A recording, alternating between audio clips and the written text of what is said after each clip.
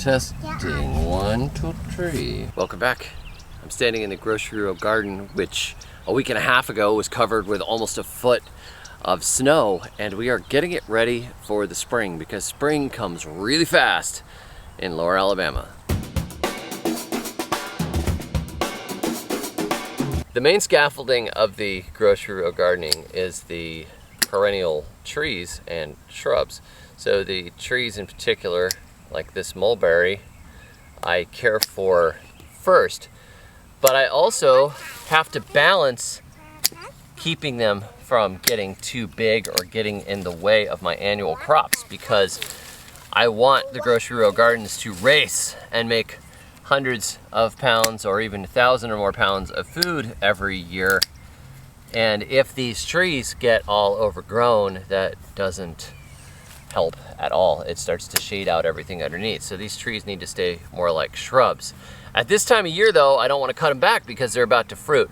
So all I'm doing right now is, now that I can see the complete structure of the trees, is to clear up the trunks a little bit and clear ones that are hanging too far sideways that are going to shade the cucumbers and watermelons and turnips and everything else we're going to be planting underneath them. So some of the lower here area I'm trying to open up so I have a place to plant, and then anything that's just hanging really far and getting obnoxious or coming out too far into the pathways goes at this time of year. But the rest of it, I want to leave as many fruiting branches as possible, and I will prune them to keep them small later at the summer solstice. Right now I'm just kind of taking a few bits here and there and cleaning them up to make this area functional and ready to produce vegetables.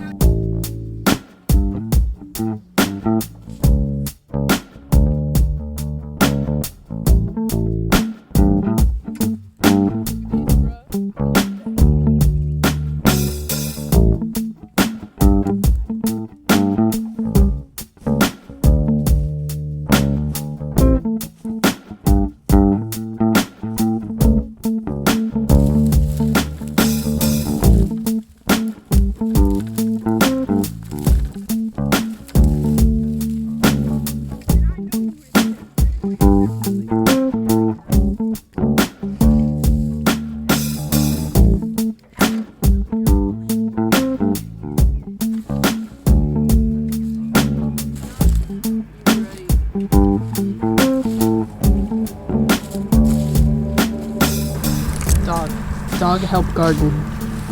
Good dog. This is a professional weeder right here.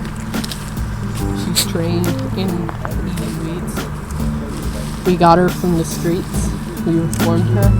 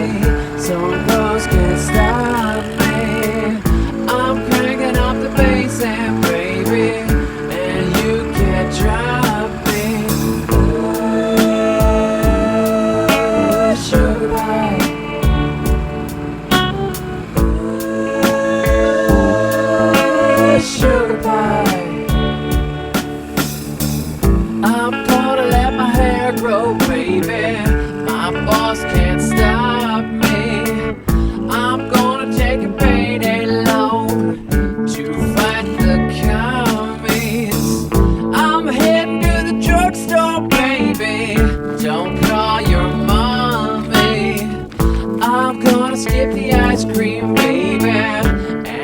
All right, let's take a look at the progress here.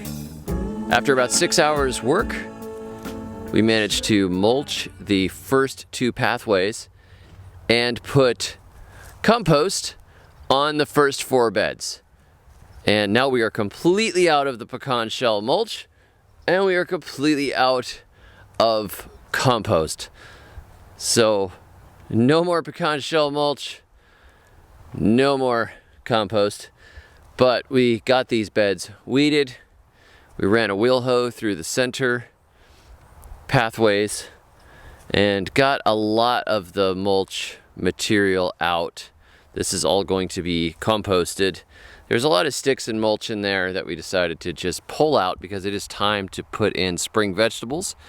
And there was a lot of pruning that we did on these trees to make them look pretty again, and more functionally to just make sure that we could grow around them and move around them. We had a lot of spaces where there were limbs just sticking right out into the middle of the pathway. Like you could see these sticks right here, that was coming right into the middle of this path, and it was kind of ridiculous. So that white mulberry got a little bit of pruning, and we got a lot of the vines out of here and the mess out of here and prune things up so we can get through. But some of these trees have gotten just out of control big. Like this ridiculous peach, which is something like 20 feet tall now. We're going to let it go ahead and set fruit because it's got little buds all over it. But as soon as it's done setting fruit, this thing is getting a major haircut sometime around the solstice. But this is looking a lot better. These beds here with their compost are ready to be planted with the cold season crops. And I'm really looking forward to this growing season.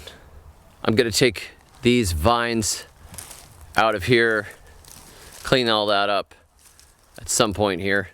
This one I cleaned up, and I may take this entire row out completely. You can see this is just the T-post trellis. This one actually has the very nice, beautiful cattle panels on it.